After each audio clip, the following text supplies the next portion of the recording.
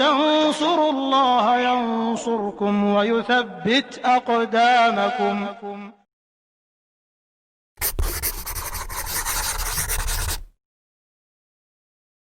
Bismillahirrahmanirrahim. Assalamualaikum warahmatullahi wabarakatuh. Alhamdulillah para pemirsa, insyaallah kita kembali melanjutkan pembahasan kita dari kitab Ummatul I'tiqad Al-Imam Ibnu Qudamah, berbicara tentang beberapa sifat. Jadi sifat-sifat Allah Subhanahu wa taala yang disebutkan di dalam hadis-hadis Rasulullah SAW. Di antaranya adalah istiwa. Sebagaimana tersebut di dalam ayat Allah Subhanahu wa taala surah Thaha ayat yang kelima, Ar-Rahmanu 'alal 'arsy istawa. Ar-Rahman istiwa di atas arsy. Ayat senada dengan ini, Ar-Rahmanu istawa 'alal 'arsy.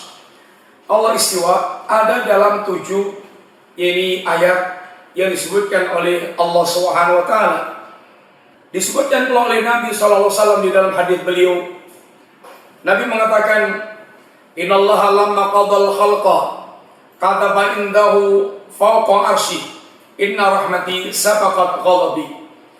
Dalam hadis Bukhari, sifat istiwa juga Allah sebutkan, Nabi sebutkan, sesungguhnya Allah Subhanahu wa taala tatkala memutuskan para makhluknya, Allah menetapkan di sisi Allah yang Allah itu fawqa arsy, yang Allah itu di atas arsy-Nya. Inna rahmati sabaqat ghadabi, sesungguhnya rahmatku mendahului kemurkaanku. Allah Subhanahu wa taala dikatakan Allah fawqa arsy.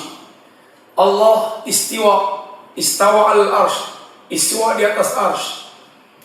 Dan Nabi juga sebutkan di antaranya, inna ba'da ma baina sama'in ila sama'in imma wahidah aw isnatani aw thalath wa sab'un sanah ila anqala fil arsy baina asfaluhu wa a'lahu mithlu ma baina sama'in ila sama'in thumma Allah ta'ala fawqa dhalik. Riwayat yang semuanya menyebutkan tentang istiwa Allah di atas arsy. Kita mengimani bahwasanya Allah Subhanahu wa taala istiwa di atas arsy. Istiwa yaliku bijalali, sesuai dengan keagungan Allah Subhanahu wa taala. Kita tidak menyerupakan istiwanya Allah dengan istiwanya makhluk. Istiwanya Allah istiwa yang yaliku bijalali, sesuai dengan keagungan Allah Subhanahu wa taala. Kita tidak menyerupakan istiwanya Allah dengan makhluk, tidak melakukan tahrif, menyimpangkan pada makna yang lainnya, tidak melakukan penggambaran bagaimana istiwanya Allah Subhanahu wa taala, dan tidak melakukan penolakan karena Allah yang telah menjelaskan sendiri tentang istiwanya di atas arsy. Adapun orang yang mereka melakukan penolakan dengan cara mentahrif, dengan cara itu mentakwil, ditakwil istiwanya Allah Subhanahu wa taala di atas arsy itu dengan istaula, dengan berkuasa. Ini adalah tahrif yang semuanya merupakan penolakan terhadap istiwanya Allah Subhanahu wa taala. Kalau dikatakan Allah istaula, menguasai, berkuasa, menguasai arsy, lalu dulu arsy dikuasai siapa? Baru kemudian Allah menguasai arsy. Tentu ini sifat yang sangat mustahil bagi Allah Subhanahu wa taala.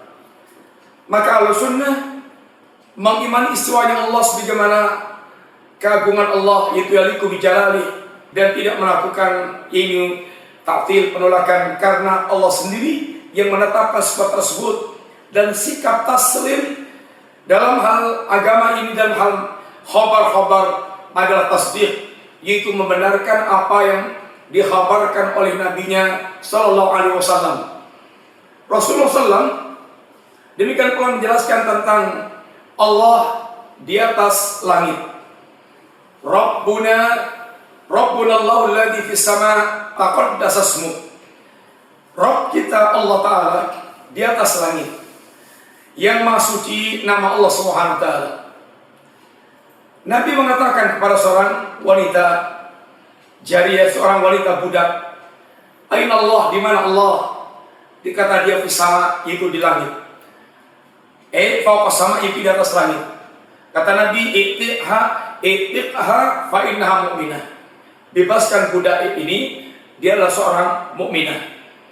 Hadis dari sini semuanya menunjukkan bahwa Allah Subhanahu wa taala yaitu di atas langit. Di atas langit, langit dalam makna yaitu Allah dalam ketinggiannya. Langit bisa bermakna tinggi, bisa bermakna bangunan, itu langit. Dan Allah Subhanahu wa taala istiwa di atas arsy dan Allah di atas langit. Semuanya ungkapan yang menunjukkan Allah di dalam ketinggiannya.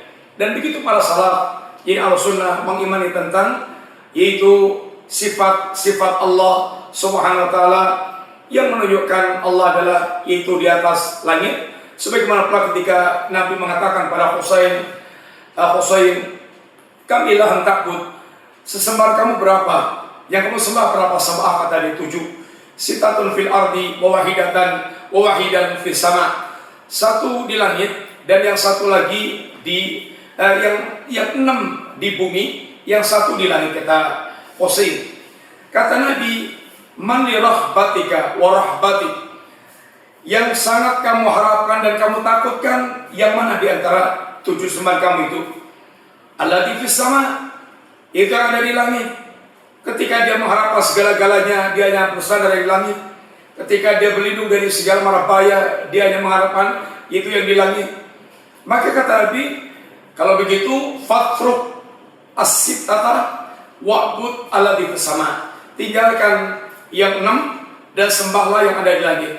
Wa ana u'allimuka da'watain, aku akan ajarkan pada engkau dengan 2 ini doa. Kemudian dia pun faslama wa allama Nabi sallam yaqul, Husain pun masuk Islam. Kemudian Nabi mengajarkan pada Husain, Allahumma alhimni rusdi wa qini syarra nafsi.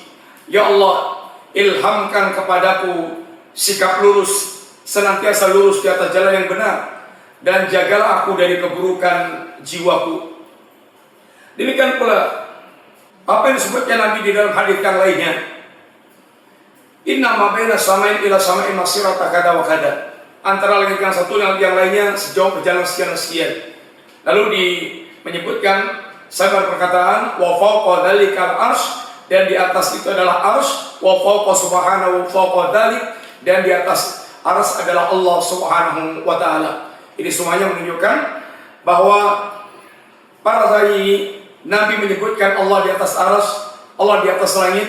Fa hadza wa ma asbahahu mimma ajma'a salaf rahimahullah ta'ala ala naqli wa qubuli wa lam ta'arradu li raddi wa la ta'bili wa la tasbihi wa la tamthili. Ini semuanya hadis yang seperti ini, yaitu Allah istiwa di atas arsy, Allah tertawa, Allah turun, Allah yaitu marah, Allah ridha.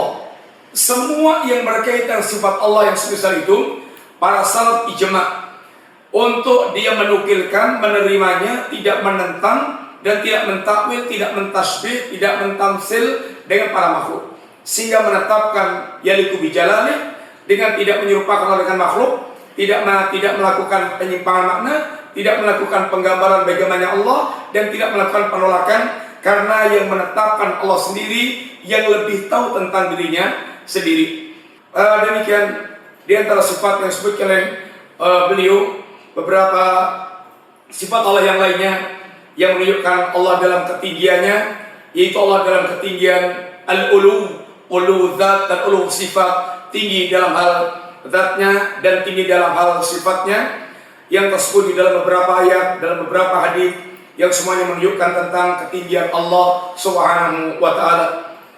Demikian, wassalamualaikum warahmatullahi wabarakatuh. Assalamualaikum warahmatullahi wabarakatuh.